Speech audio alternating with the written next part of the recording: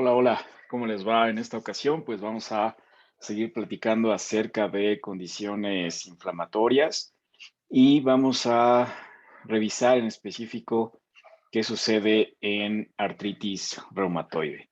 Entonces, ustedes pueden observar en esta imagen un proceso inflamatorio, ¿no? En estas articulaciones interfalángicas.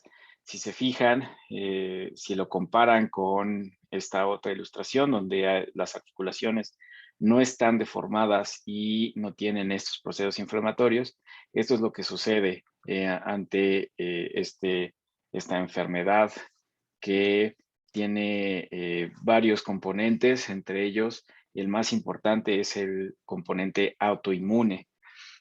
Justo en esta semana se conmemora el Día Internacional de la Artritis Reumatoide, tratando de eh, un poco concientizar a la comunidad en general acerca de la importancia del tratamiento oportuno y el diagnóstico, ¿no?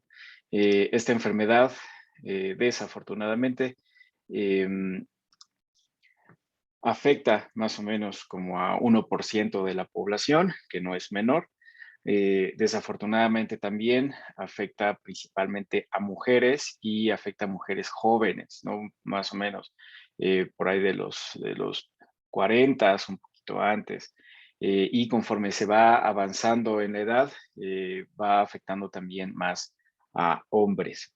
Entonces, hay varios componentes. El componente genético, eh, se ha observado que existen alteraciones genéticas en el antígeno leucocitario humano y en el complejo mayor de histocompatibilidad que hacen que sea más propensa la gente a padecer artritis reumatoide.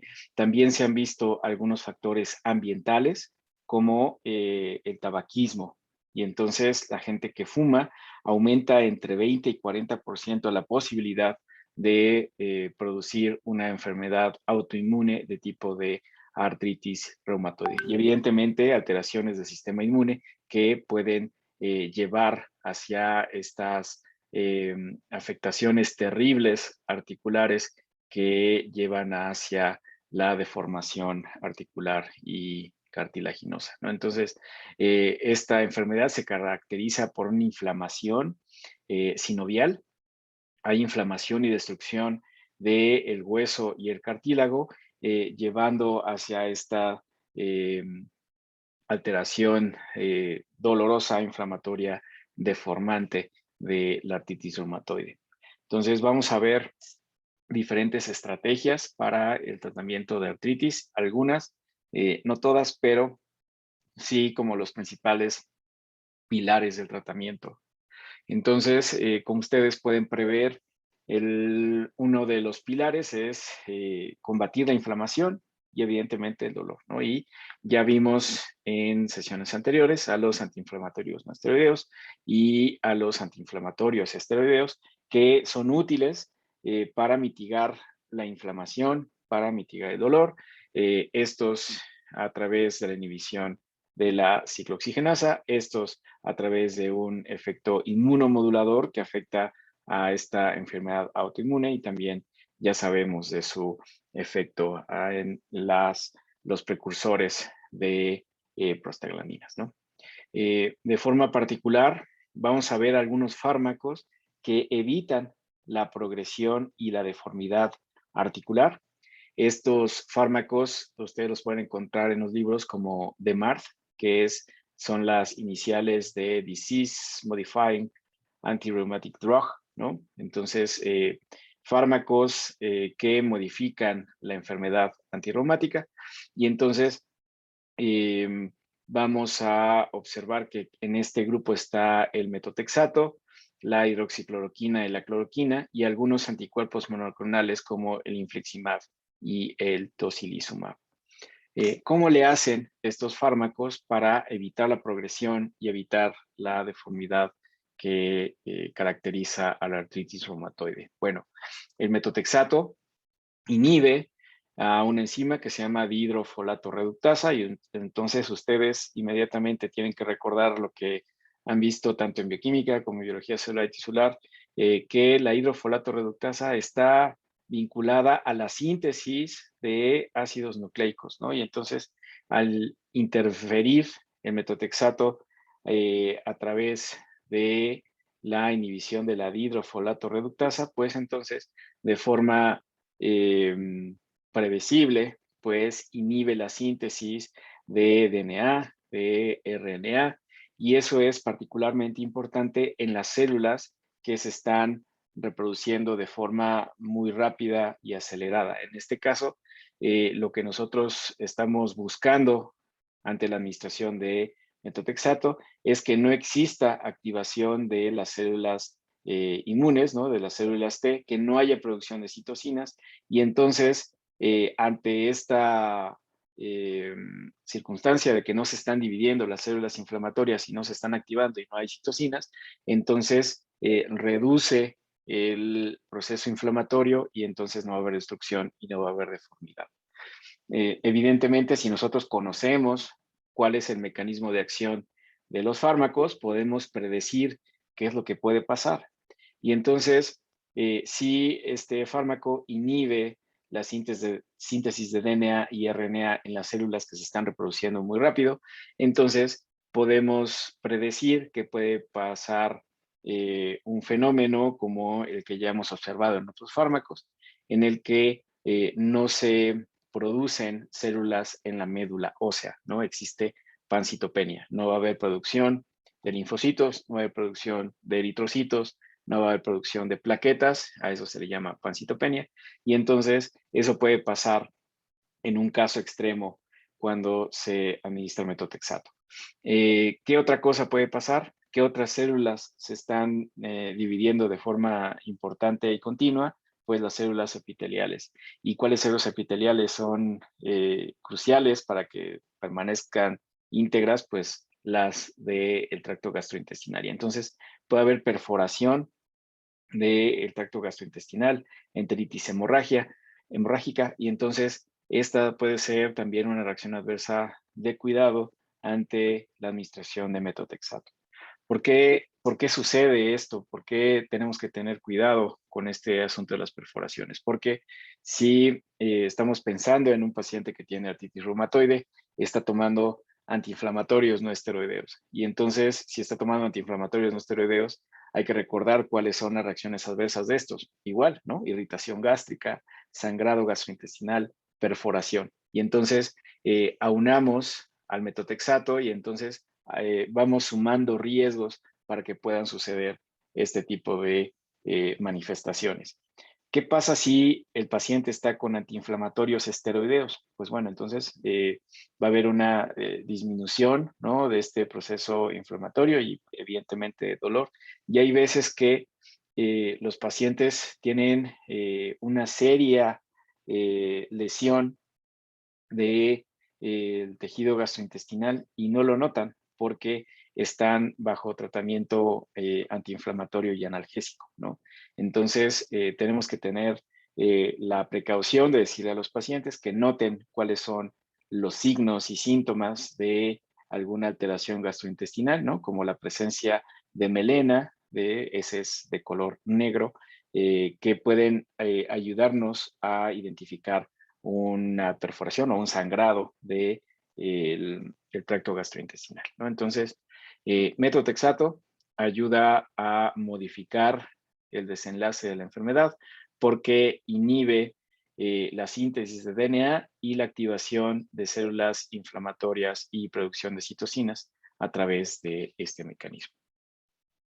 Otro fármaco, la hidroxicloroquina, a ustedes les debe de sonar familiar porque recientemente se hizo mucha publicidad con respecto a este fármaco porque ayuda a que exista un proceso de inmunoregulación y entonces inhibe la producción de factor reumatoide, se acumula en los leucocitos e inhibe la actividad de las enzimas, las colagenasas y las proteasas, que estas pueden promover el deterioro tisular, inhibe la proliferación de células T, ayuda a disminuir el asunto de las interleucinas 1, 2, 6, factor de necrosis tumoral y el interferón.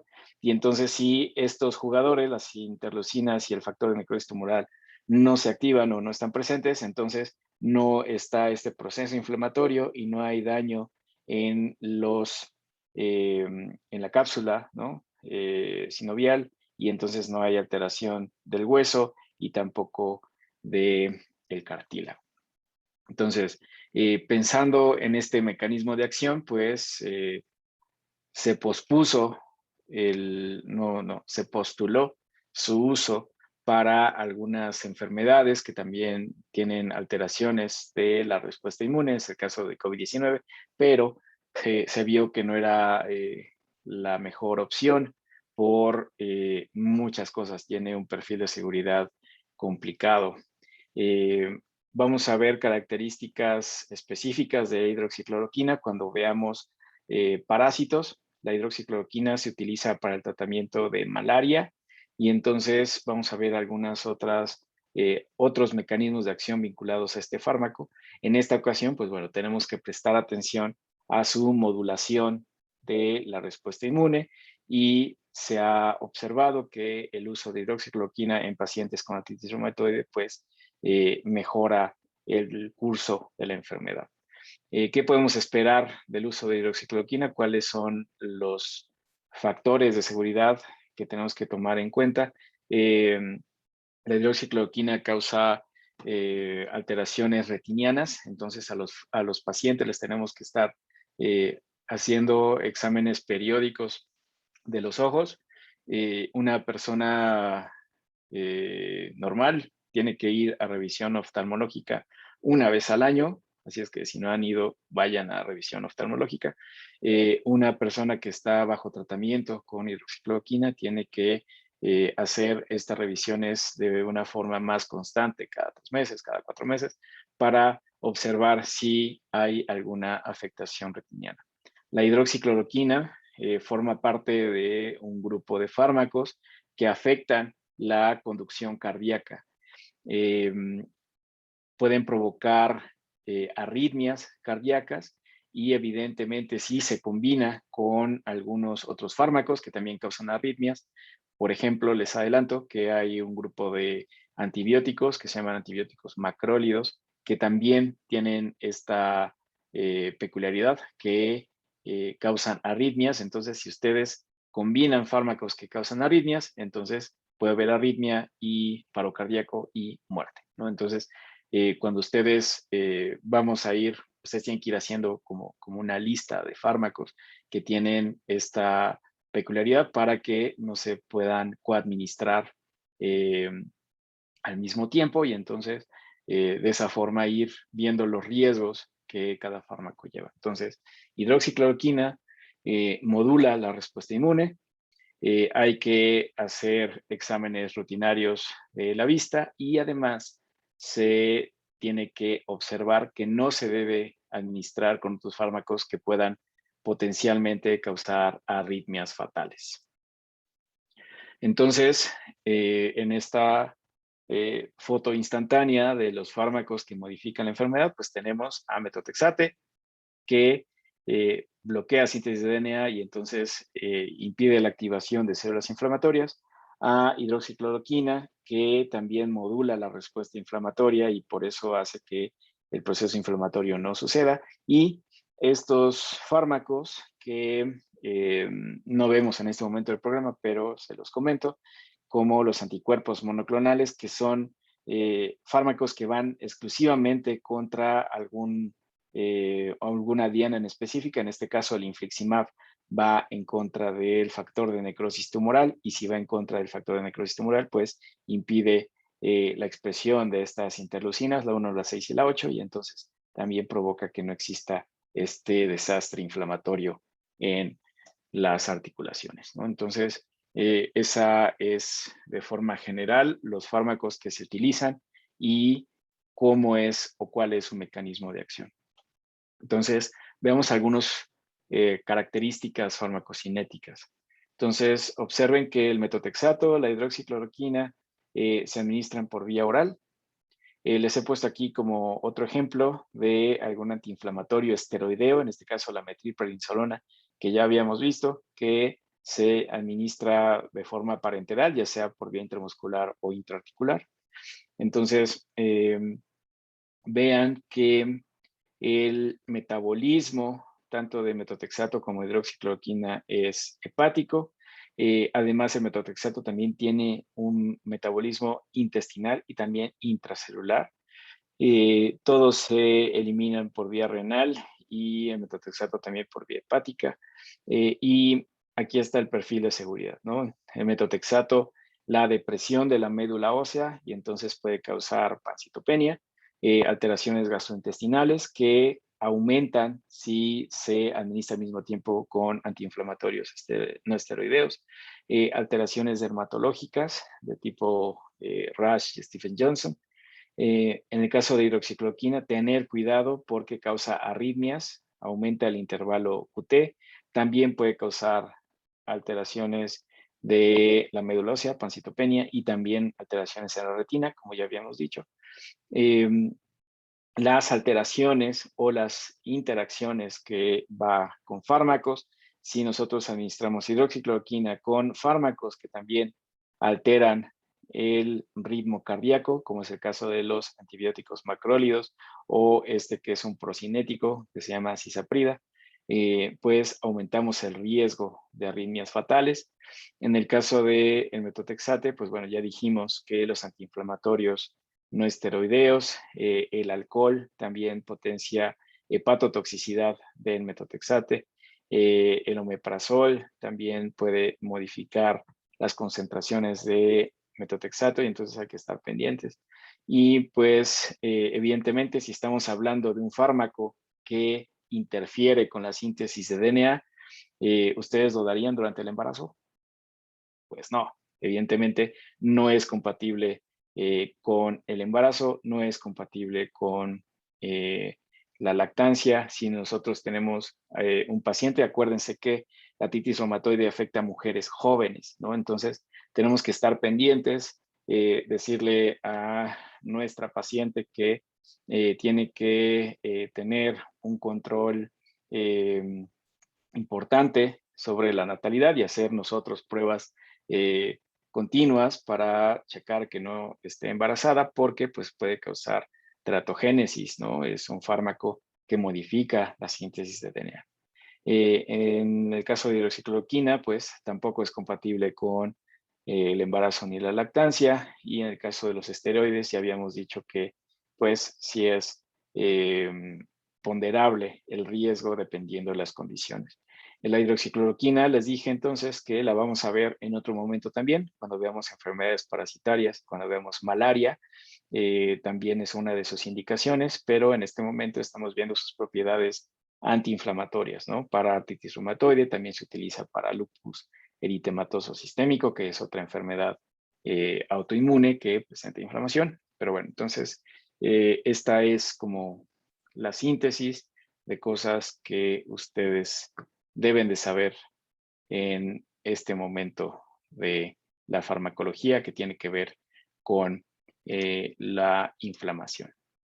Entonces, ¿cómo tiene que ser el monitoreo de nuestros pacientes? Bueno, ustedes ya saben que los antiinflamatorios esteroideos modifican algunas cuestiones metabólicas. Puede causar cambios de peso, cambios visuales, puede causar infecciones, puede modificar las concentraciones de glucosa y ustedes saben que tenemos que estar pendientes de la polidipsia, la polifagia, la poliuria y si le ponemos otras dos P's, la pérdida de peso. Y entonces tenemos que hacer exámenes frecuentes de determinaciones de glucosa sanguínea para ver que los antiinflamatorios esteroideos no estén propiciando diabetes y también tenemos que hacer pruebas de densidad mineral ósea. Recuerdan que los esteroides hacen que se pierda densidad ósea y entonces tenemos que ver si tienen osteoporosis o no. En el caso de hidroxicloroquina, pues, ¿qué se les ocurre hacer? Evidentemente, electrocardiogramas, ¿no? Si hay alteraciones de la, eh, del ritmo cardíaco, pues tenemos que ver si hay arritmias, cambios visuales, ¿no? Exámenes periódicos oftalmológicos y cambios en la piel. Y en el caso de metotrexato, pues exámenes que nos orienten para ver cómo está la prueba de función hepática, cómo están las pruebas de función renales y si existe disminución de leucocitos, disminución de hemoglobina, disminución de plaquetas que nos orienten a pensar que hay mielosupresión. Y evidentemente lo que ya les decía en cuestión de estar atentos en caso de que nuestra paciente esté embarazada, ¿no? Entonces, espero que les haya servido. Si tienen alguna duda, escriban y pues que estén muy bien.